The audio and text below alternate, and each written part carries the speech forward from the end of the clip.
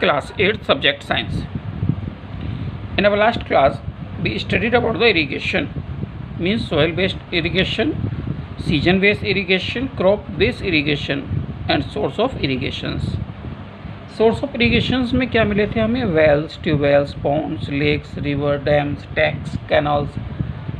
Okay, and we studied about the हेकली, chain pump, रेहेट, like this. Okay, but now a day कुछ diesel, electricity, solar energy के pump set भी आ रहे हैं जिससे हम वाटर ले सकते हैं. But now we are about to conserve the water. अब तक हमने इरिगेशन के जितने मेथड पढ़े, they use to waste water. Now we are studying about how to conserve water, modern method of irrigation. First one is drip system. In this system holes in pipe allow water to falls drop just position of root. इसमें क्या होता है, pipes में whole होते हैं और उससे पानी सीधे कहाँ जाता है?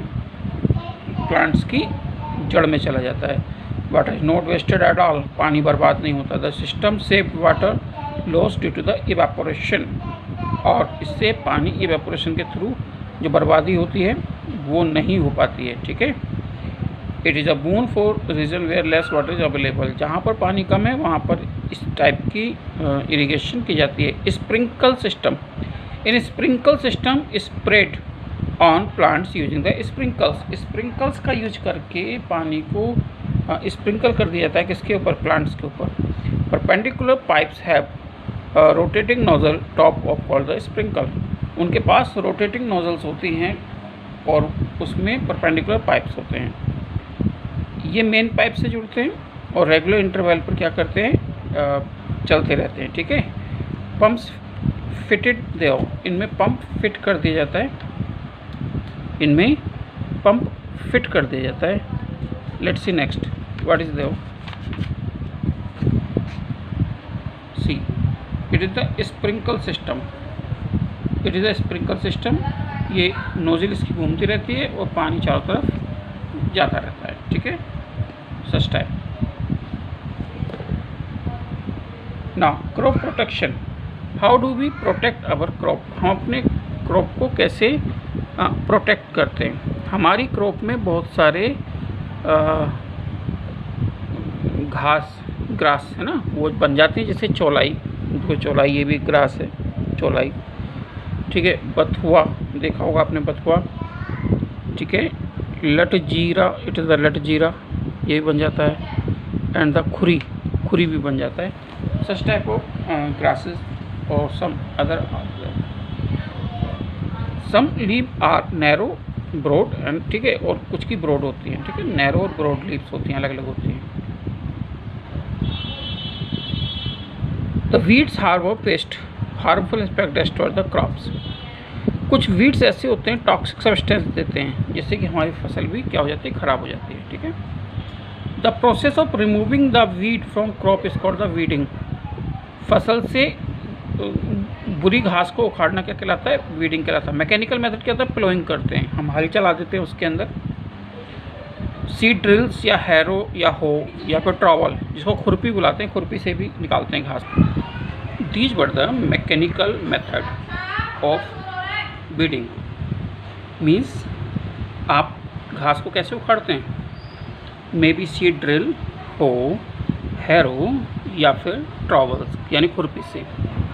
Now let's talk about the chemical method, how to weed, get rid from weed. Weeds kill chemicals called weedicide. Weed killing chemicals जो होते हैं उन्हें chemicals को कहते हैं weedicide. Spread on weed, उन्हें घास पे छिड़क देते हैं. ठीक है. Spread on weed, destroy, kill them. कुछ common weedicide दे रखे हैं. 2,4-D. 2,4-D means 4 डाइक्लोफेनेक यानी एसिटिक एसिड. MCPA यानी methyl chlorophenoxy acetic acid. Such type weedicide we sprinkle on the weed and they destroy it. Okay. But if we are using the weedicide, what would be the bad effect on our crop? जब हम कोई weedicide use करते हैं, chemical use करते हैं घास मारने के लिए या किसी भी चीज़ के लिए, इन दैट केस हमारी जो फसल होती है वो टॉक्सिक हो जाती है। तो उस टॉक्सिसिटी को दूर करने के लिए हमें अपनी जो क्रॉप से ग्रेन हमने लिए हैं, we have to wash them, हमें उन्हें वॉश करना होता है, धुलना होता है। Okay, so that because weedicide are poisonous. Weedicide कैसे होते हैं? पॉइजनस होते हैं। ठीक है बच्चों। Biological method, what is the biological method? Insects and other organism consume specifically destroy the weed plants interestingly. जैसे कि ऑप्ट्यूनिया प्लांट जो है, तो इसको कोहेंसियल इंसेक्ट ये ख़त्म कर देता है। तो इस तरीके से बायोलॉजिकल कंट्रोल भी हो जाता है। आजकल बायोलॉजिकल कंट्रोल भी यूज में आने लगा है। ठीक है, आप पेस्ट और डिसीज को कैसे दूर कर सकते हैं डैमेज को प्रॉप करने के लिए? जैसे रोडेंट्स होते हैं, रोडेंट्स मीन्स रैट वगैरह। इंसेक्ट्स क्या होते हैं? छोटे छोटे जो कीड़े होते हैं इंसेक्ट्स, ये लॉक्टस हो गया, विविल्स है, टर्माइट्स हैं, इनसे दूर करने के लिए। ठीक है, तो रोडेंटिसाइड जो होते हैं वो चूहों को मारने के लिए होता है रोडेंटिसाइड। इंसेक्टिसाइड जो होता है इंसेक्ट्स को मारने के लिए होता है। मीन्स बहुत सारी दवाइयाँ हैं जिनको हम यूज करते हैं अपनी फसल को सेव करने के लिए। ठीक है, अब हमारी फसल सेफ हो गई है, अब क्या हो रहा है? Harvesting. What is harvesting? Harvesting means होता है जब फसल पक जाती है तो उस फसल को काटना और काट कर उसे यूज करना। जैसे कि usually take 3-4 months cereals crop to mature. देखिए जो सेरेल्स वगैरह होते हैं, ग्रेन्स होते हैं, उनको मैच्योर होने में, कटाई के बराबर होने में 3 से 4 महीने लग जाते हैं। The process of cutting the grain, gathering crops after maturing is called the harvesting. जब फसल पक जाती है तो उसको काटने में हार्वेस्टिंग सब यूज करते हैं हम लोग। और आपने एक त्यौहार का नाम सुना होगा, दैट इज़ बैसाखी, पोंगल, होली, दिवाली, ठीक है, नव्यान, बिहू, ये सारे जो त्यौहार हैं ये फसल पकने पर ही होते हैं। जब किसानों की फसल पक जाती है तो किसान खुश होकर ये त्यौहार क्या करते हैं? मनाते हैं। ठीक है, हार्वेस्टिंग करते हैं इधर मैनुअली और सिकल्स। हम क्या करते हैं? या तो हार्वेस्टर से बनाते हैं, हार्वेस्टर बड़ी बड़ी मशीन होती हैं, जैसे मशीन आपको दिख रही है बहुत बड़ी मशीन है, या फिर सिकल से काटते हैं। सिकल मीन्स क्या होता है? दराती होती है, देखिए इस दराती से भी काट लेते हैं। ठीक है, अभी जैसे धान, अभी जैसे पैडी आएगी, धान आएंगे, तो इस तरीके से थ्रेशिंग करते हैं उसको। ठीक है, और थ्रेशिंग करने के बाद क्या करते हैं? इसको बिनोइंग करते हैं। इस तरीके से विंड के आगे इसको लगा देते हैं तो बिनोइंग हो जाता है, यानी कि हश्क अलग चला जाता है और जो ग्रेन से वो अलग आ जाते हैं। ठीक, और जो बड़ी बड़ी कंबाइन मशीनें होती हैं वो हार्वेस्टर होते हैं, जैसे ये हार्वेस्टर, ये बड़ी मशीन है। ठीक है, now next one is storage. अब आपने अपनी फसल को ले लिया, थ्रेशिंग करा दिया, थ्रेशर कहते हैं, ट्रैक्टर के पीछे एक मशीन देखी हो गेहूँ निकालने, उसे थ्रेशर बुलाते हैं। इसीलिए स्टोरेज, स्टोरेज के लिए फूड ग्रेन को हमें नेसेसरी रेगुलर प्लेस पर क्या करना होता है? स्टोर करना होता है। ठीक है, तो हमें more than 10% crop production spoiled in India. अगर हम प्रॉपर स्टोरेज नहीं करेंगे तो वो ख़राब हो जाएगी। इंडिया में 10% क्रॉप्स जो होती हैं वो ख़राब हो जाती हैं अक्सर, not due to the proper storage. ठीक है, तो पहले हम फसल को क्या करेंगे? ड्राइड इन सन में ड्राई करेंगे। और मैकेनिकल ड्रायर्स होते हैं, हॉट ब्लोअर्स होते हैं, जिनको हम यूज करते हैं इसके लिए। ठीक है, FCI शायद नाम सुना होगा आपने, FCI के बड़े बड़े स्टोरेज होते हैं, गोदाम होते हैं। FCI ग्रेन्स लेती है किसानों से, खरीदती है और उसमें स्टोर कर देती है। ठीक है, on the small scale farmer grains to jute bag और मेटेलिक बिन्स, या तो मेटेलिक बिन्स भी डालते हैं। मेटेलिक बिन्स क्या होती हैं? जिन्हें हम अपने गांव की भाषा में कोठी बुलाते हैं, है ना, लोहे वगैरह की बनाई जाती हैं वो, या फिर जूट बैग्स यानी बोरों में भर कर रख देते हैं। हम लोग जनरली बोरों में भर कर नहीं रखते हैं क्योंकि उसमें क्या होता है? मॉइस्चर मिल जाता है और मॉइस्चर मिलने से वो ख़राब हो जाती हैं। ठीक है, ओके, अब ये स्टोरेज है, बड़े बड़े स्टोरेज हैं, देखो बहुत बड़े बड़े स्टोरेज हैं, ये आप देख रहे हैं ना इसको। ये गनी बैग्स होते हैं, गनी बैग्स में इनको रख देते हैं।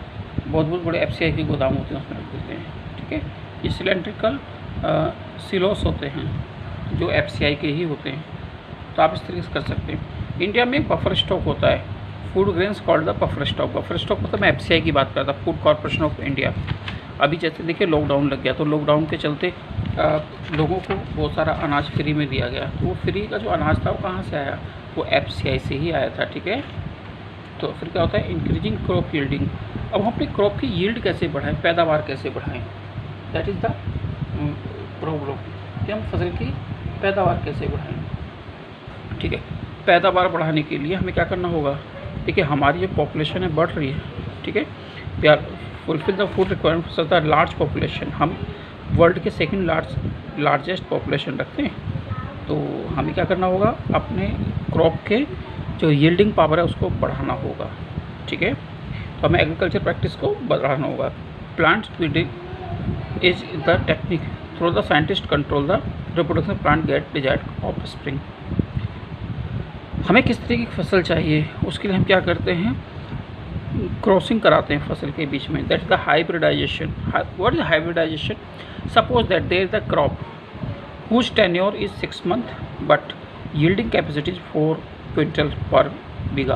Okay, second crop is there whose yielding tenure is 3 months but yielding power is 2 quintal. What you want, हम चाहते हैं कि our crop should be prepare in 3 months and yielding should be 4 quintals. Okay, so that हम इसको hybrid कर देते हैं, आपस में क्रॉस ब्रीडिंग करा देते हैं। ठीक है, डिफरेंट वैराइटीज़ को।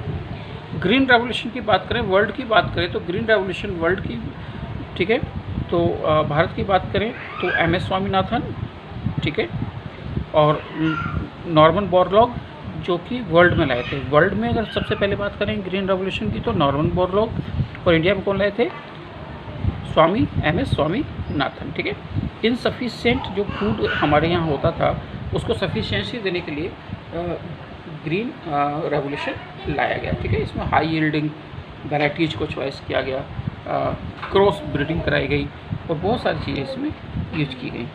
अब एनिमल्स, फूड फ्रॉम एनिमल्स, हम एनिमल से भी तो फूड लेते हैं ना, तो एनिमल से फूड कैसे मिलता है हमें। एनिमल से फूड लेने के लिए देखिए, एनिमल्स जैसे हमें मिल्क देते हैं ना, एनिमल्स को क्या चाहिए, गुड फूड चाहिए, शेल्टर चाहिए, केयर चाहिए, है ना, और फूड प्रोडक्शन बढ़ेगा। Science which deals with the breeding, feeding, caring domestic animals, इसको कहते हैं एनिमल हस्बेंड्री। क्या नाम देते हैं इसको, एनिमल हस्बेंड्री। काउ से हमें क्या मिलता है, मिल्क मिलता है, बफेलो, गॉट, कैमल, इन सब से मिल्क मिलता है हमें। और मिल्क से क्या बनता है, बटर, चीज़, कर्ड, घी, ये सब चीज़ें बनती हैं। ठीक है, rearing and breeding of poultry like duck, hen, turkey, eggs, meat, poultry farm कहलाता है। पोल्ट्री फार्म में देखो, पोल्ट्री फार्म में मुर्गी पाली जाती हैं, ठीक है, डक्स पाली जाती हैं, ये सब चीज़ें ना।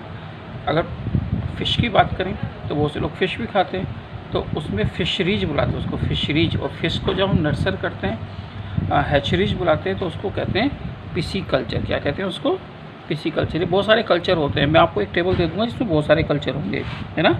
पिसी कल्चर क्या होता है, सेरी कल्चर क्या होता है, तो बहुत सारे कल्चर मैं आपको बता दूँगा। ठीक है, ये एक चार्ट है स्टूडेंट्स, आपको एक चार्ट बनाना है, एक बड़े से चार्ट पे बनाना है। आजकल शॉप सब खुल गई है लॉकडाउन के बाद, तो आपको ये चार्ट बनाना है, एक बड़े से पेज चार्ट को खरीदेंगे, उस पर पूरे चार्ट को बना दीजिएगा। ये आपकी बुक में पेज नंबर 21 पर दे रखा है। ठीक है, जब आप स्कूल वापस आएंगे, स्कूल खुलेंगे, तब आप ये दिखाएंगे मैम को। ठीक है, चेक कराएंगे। Okay, take care.